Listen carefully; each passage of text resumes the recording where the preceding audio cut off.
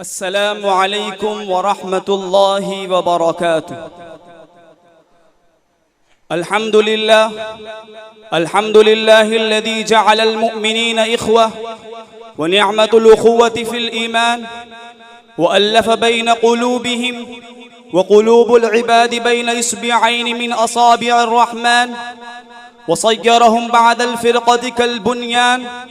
نحمده تعالى فضلنا على سائر الأمم كما فضل ديننا على سائر الأديان، ونشكره عز وجل على مؤمنين إخوة، ونشهد أن لا إله إلا الله وحده لا شريك له على جلاله وقدسه، ونشهد أن سيدنا محمدا عبده ورسوله القائل: لا يؤمن أحدكم حتى يحب لأخيه ما يحب لنفسه. اللهم فصل وسلم على سيدنا محمد صلى الله عليه وعلى آله وأصحابه والتابعين لهم بإحسان من بعد. أما بعد، رئيس الحفلة المعقر، أساتذة الأجلة وإخواني الأحبة، إني أريد اليوم أن ألقي أمامكم كلمات حول موضوع الألفة والاتحاد. عباد الله، أهم ما جاءت به الرسل بعد التوحيد جمع الكلمة ولم الشعث وتسوية الصفوف، ومثل المؤمنين في توادهم وتراحمهم وتعاطفهم مثل الجسد الواحد، والمؤمن رحيم رؤوف.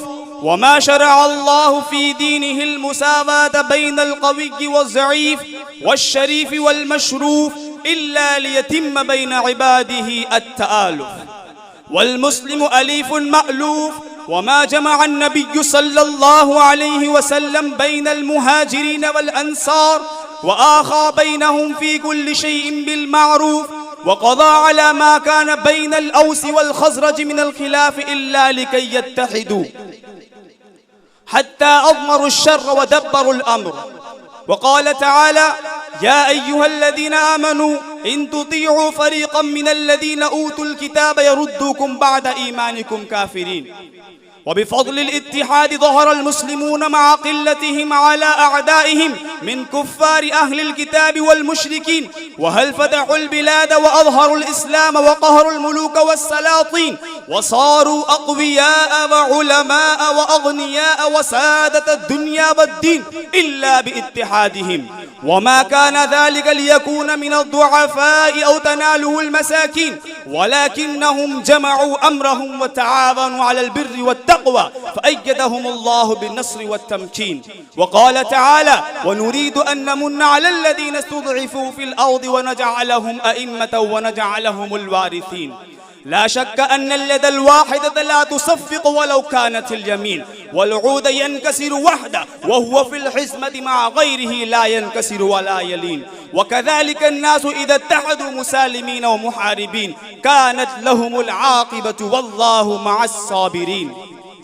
عباد الله، لم يمضي على المسلمين إلا فترة قصيرة من بعثة الرسول وهم في منتهى العز والكرامة، يخافهم العزماء ويخشى بأسهم الملوك والزعماء، وتقنع منهم الدول الكبرى بالعافية والسلامة، حتى تفرقوا شيعا وأحزابا، وصارت الأسماء ألقابا، وتعددت مذاهبهم خطا وصوابا، وجعلوا قواعد الدين متناقضة وعقائد المسلمين متعارضة، إلا باختلاف آرائكم ومتابعة أهوائكم وشدة بعضكم على بعض باللوم والانتقاد.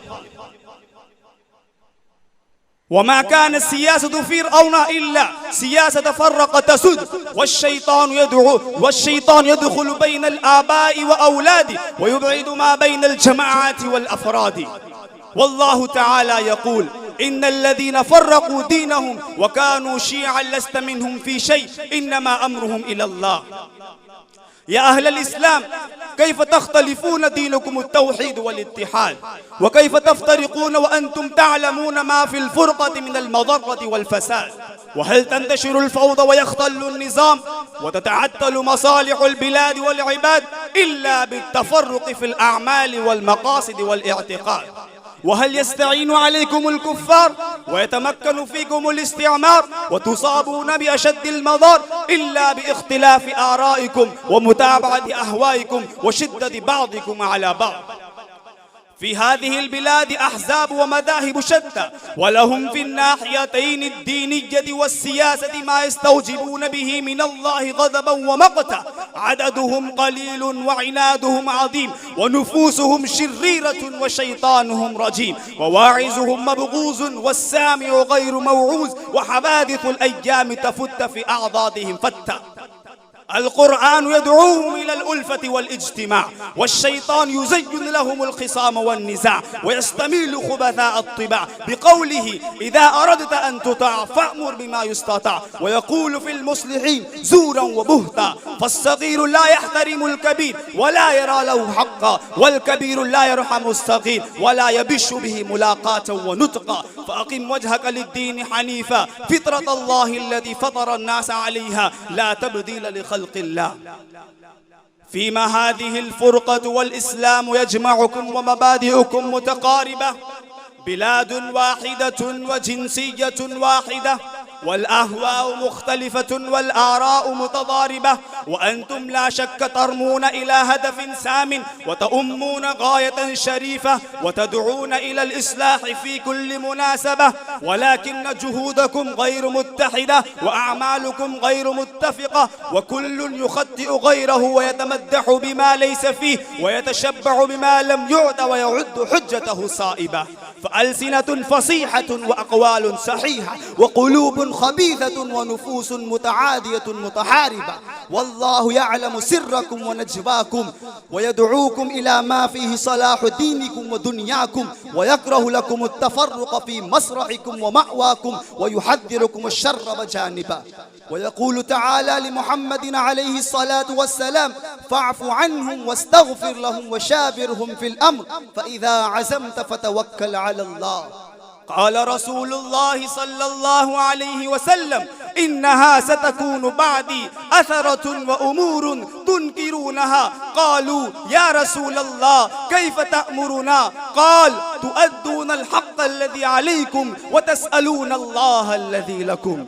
قال صلى الله عليه وسلم: على المرء المسلم السمع والطاعة فيما أحب وكره إلا أن يؤمر بمعصية، فإن أمر بمعصية فلا سمع ولا طاعة.